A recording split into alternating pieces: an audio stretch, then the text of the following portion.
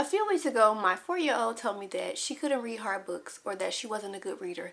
And I was like, no, baby girl, that's definitely not the case. So I went into my little activity bank, to see what I did for my 5-year-old, how I helped build her confidence to read and all of that. And then I got started. And I'm like, of course, reading has different levels to it, but sometimes children don't understand that, okay, I'm at level B, my sister is at level G. And it comes with time, it comes with experience. But me as a mom, I wanted to make sure that she had that confidence that she needs to continue to, build her reading skills, to continue to feel confident, or to gain that confidence if she doesn't have as much as I would like her to, or as much as she would like to have. So in today's video, I'm going to be sharing a few different things on how to build confidence for readers, a few books that you can start off with, a few activities that you can do along the way, and just overall a few tips that I've learned and used along the way. So hey y'all, hey, if you're new here, I'm Shadiamond, homeschool mom to a 5, 4, and 1-year-old. Of course, the 1-year-old is not ready yet, but on this channel I share all things homeschool, motherhood, and a little bit of our lifestyle here and there. So if you're interested in something like that, hit the subscribe button and turn your notification bells on for more content like this. So into the video. As I said in the beginning of the video, there are different levels to reading. So, say for instance, if you have a 3-year-old who knows their letter sounds and they're starting to blend to letters, say for instance they have B and A, they can say ba, or even 3-letter blends, they can sound out CAT, which makes cat. That's totally different from someone that's reading a chapter book or someone that's fluently reading on a 2nd or 3rd grade level, right? And so of course I was like, okay, there are different definitions of reading. Some people consider reading when you are able to take sight words and read those words in sentences. Some people say that reading is you reading where you have to decode different words and mix the inside words. So it really just depends. But of course, reading has many different levels, and for my 4-year-old, we are at the point where she is on the kindergarten level, and so we are reading things like Bob books, and we are incorporating things like the little sight word books, and I'm teaching her like phonetically what sounds are not decodable, what sounds are just special sounds, or the heart sounds, as the science of reading call it. My first tip to help build a confident reader is to come up with your own sentences in the beginning.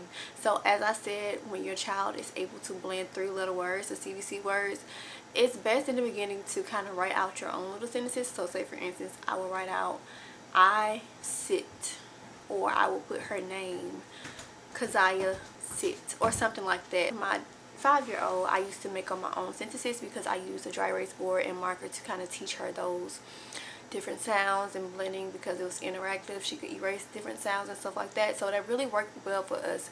So in the beginning, I did teach her sight words, and so I would write sentences like I go to the zoo, something like that.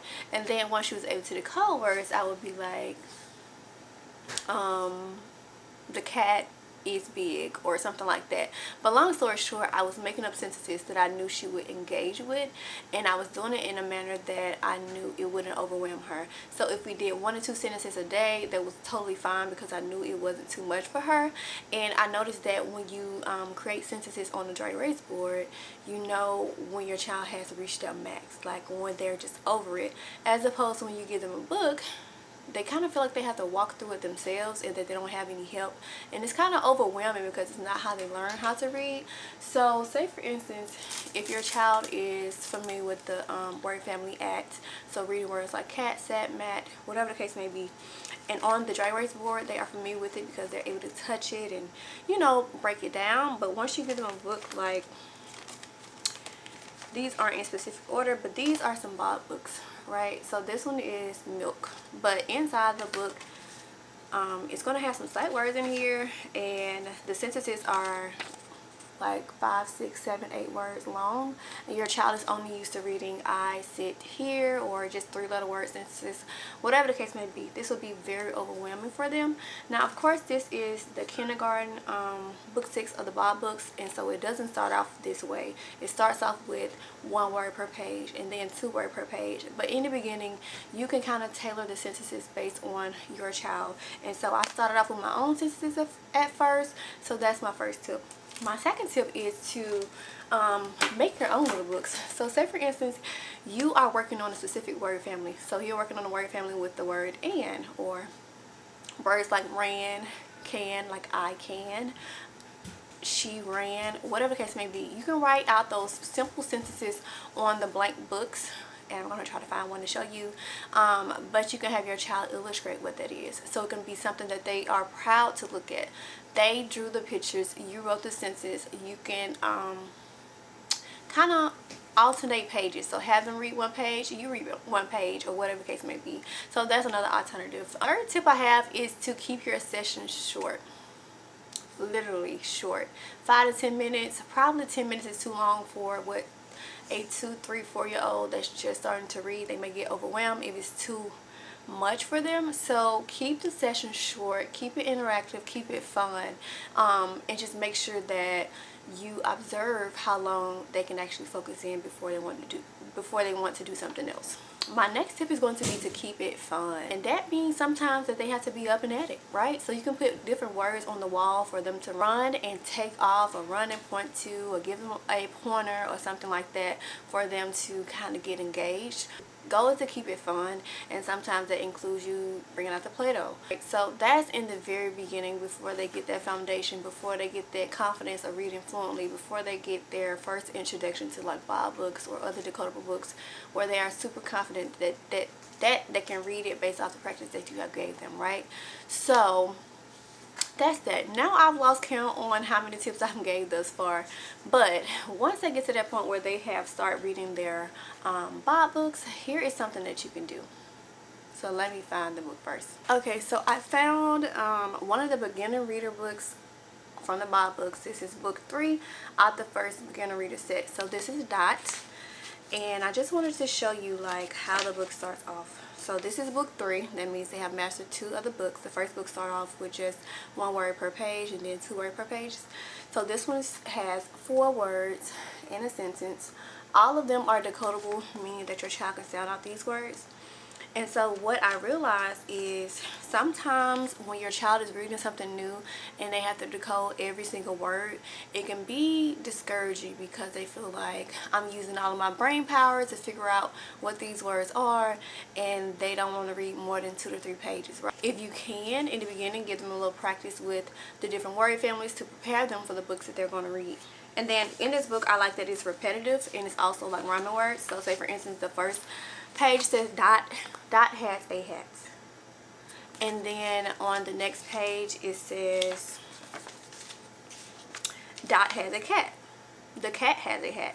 So I will say with the Bob books, there are some words that you have to tell your child prior to, because it's the or D, however you want to say it, is not something that they can sound out, in the beginning, because they don't know about the special rule of the E or whatever.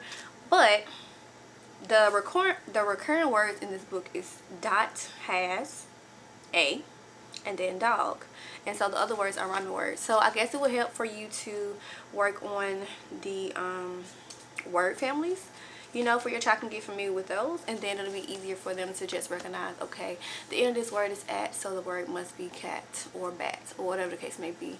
My favorite thing to do in the beginning when I'm teaching my children to read is to use magnetic letters on a magnetic dry erase board. So these are letters and numbers, but as I mentioned about going over the word families, you can have them build different words. And I don't have my board in here with me, so I cannot show you. But say for instance, if you have the word and, you can put C, can. You can have them move it up, man. Whatever the case may be, just to build the confidence. Now that I've shared a few tips, let's make sure I didn't miss anything. So I got my little sticky notes. So something else I had on here is to let them choose the books that they want to read. In the beginning, of course, for a child that does not know how to decode every single thing, them pulling out books and just turning the pages, or them, pretending to read based on what they remember you saying, is definitely moving in the right direction for them to become confident readers themselves, right? And so that's very important for you to read books to them, read alongside them, and read books that they're interested in. If your child likes cats or trucks or whatever the case may be, find books that are, interesting, and you read them, and then along the way, they'll be able to read those books as their skills progress. Oh, so another tip. This one is very, very important.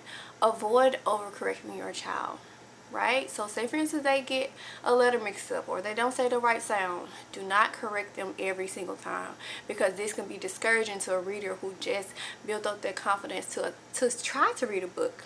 So if my child was trying to sound out every single word, and every time she said something wrong, I was like, no, that's not right. Do it again. Do it over. Whatever the case may be, that could definitely kill her confidence. So that's not to say that you don't correct your child, but not every single mistake, at least in the very beginning. Like as they move on, of course, you know, you set expectations and you know that they can do this, or if they're rushing or whatever the case may be, that's different. But in the beginning, please make it fun. Don't make them not want to read.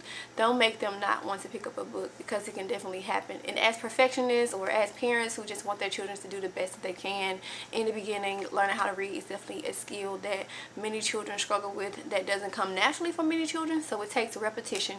It takes doing it over and over and over for them to realize what they're doing is not right? So there is a way to correct them after they finish the book, or you can read the book again and be like, okay, I noticed when you read this, you know, you said this word, but I wanted to show you that, you know, sound it out for them, whatever the case may be. So however you have to be gentle with your child, or however you feel they're taking the best, try it that way, but don't over correct your child. Let them have fun. Something else I love to do is point out words that's not in books. So say for instance, if we're in the store, and I know we went over a phonics rule where AY says A, and I see a word that has A in it, I will ask them to sound the word out, or whatever the case may be.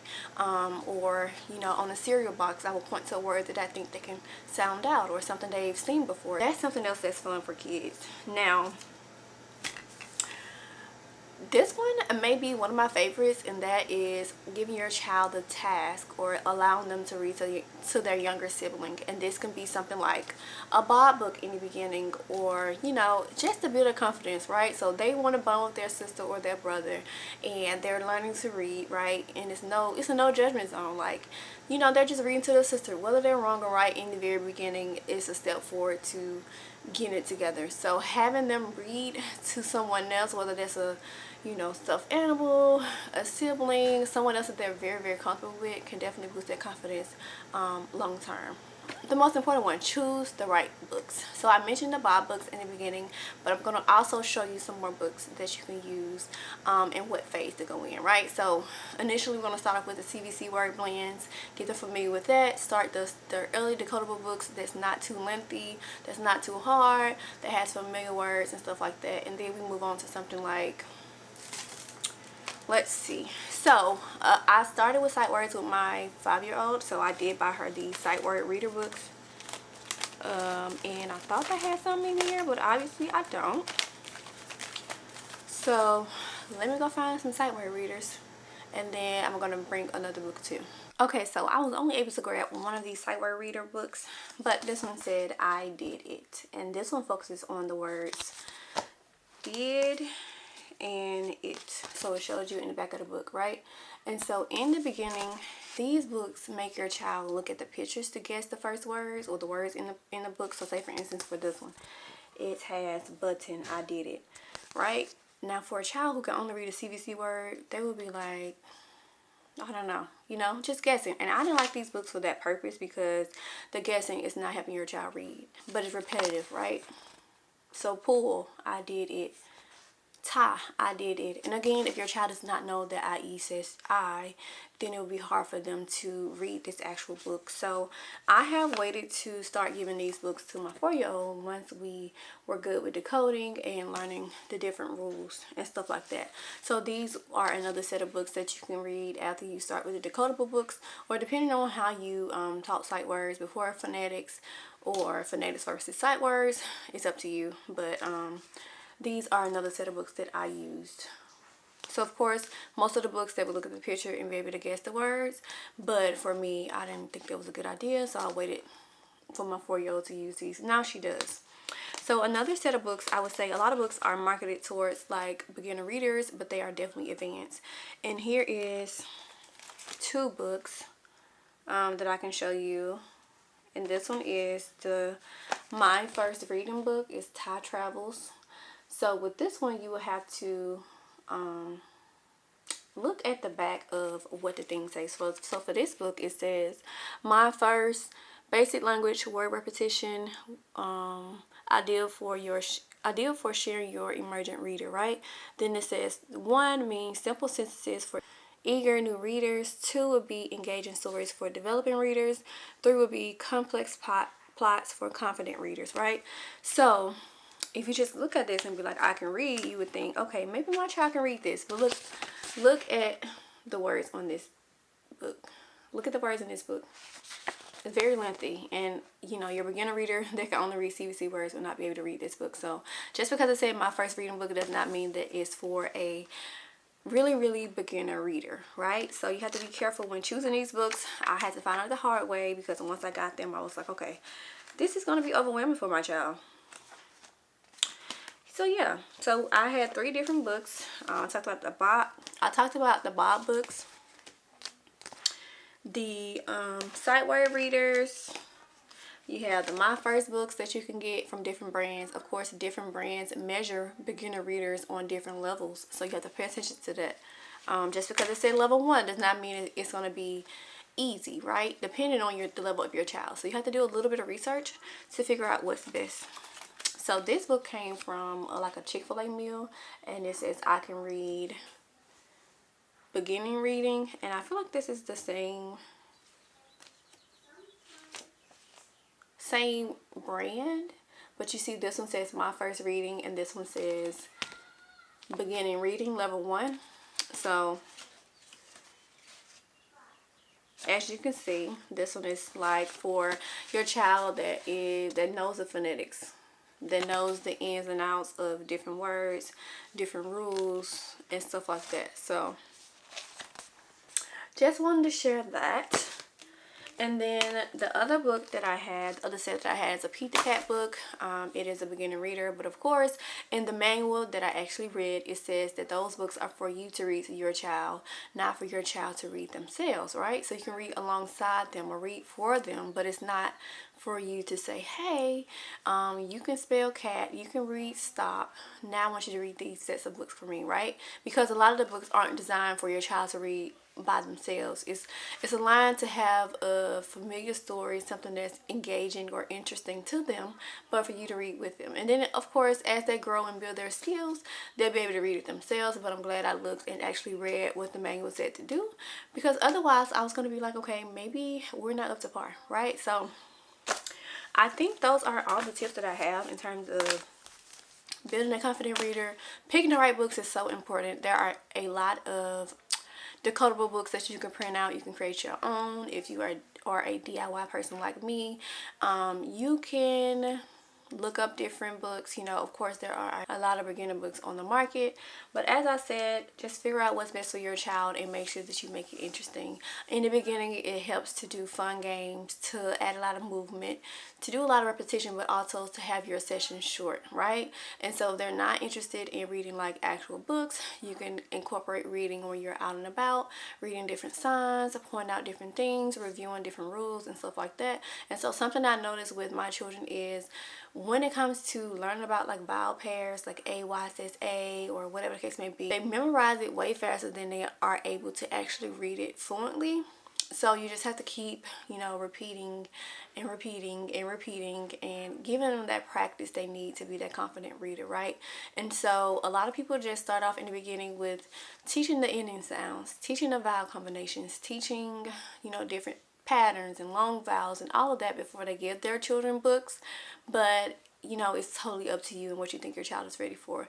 I started to get more into books because my 4-year-old is definitely wanting to read more books like her sister, and so I have been doing the research and doing the work to actually get her up to par to being able to read those books that require a little bit more skill.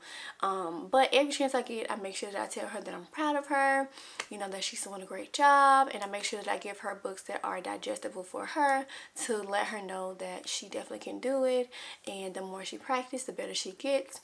And when she learns something new, I try to point it out in the bigger books that I read to her. So I can be reading a short story and I can tell her to sound out this one word because she learned the rule or whatever the case may be. But it's very, very important to, you know, build the confidence of your children. You know, let them read to you what they can read to you, even if they're not reading correctly.